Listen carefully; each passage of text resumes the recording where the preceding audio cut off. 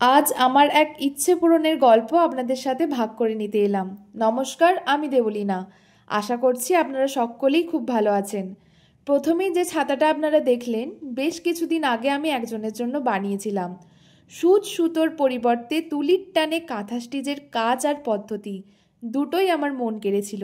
ভেবেছিলাম আরও একটা নিজের জন্যই বানিয়ে ফেলি, তবে সময়ের অভাবে সেটা এখনো পর্যন্ত হয়ে ওঠেনি। আমার নকশা করা ছাতাগুলো একই ডিজাইন বহুবার বহু মানুষের জন্য আমি বানিয়েছি, কিন্তু আমার পছন্দের এই ডিজাইনটা বানানোর তীব্র ইচ্ছা থাকলেও সুযোগ আর পাচ্ছিলাম না।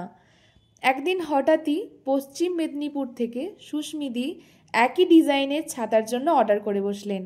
আমার মন তো ভারী খুশি। আরে ইচ্ছে পূরণ হবে যে! সেই মতো আনন্দে মেতে উঠে আমি কাজটাও সম্পূর্ণ করে ফেলি। আমাদের জীবনের এমন ছোট ছোট বহু ইচ্ছে থাকে, যেগুলো অন্যের মাধ্যমে হলেও পূরণ করে আমরা অনেক খুশি হই। যাই হোক, ছাতাটা কেমন লাগলো আপনারা অবশ্যই জানাবেন।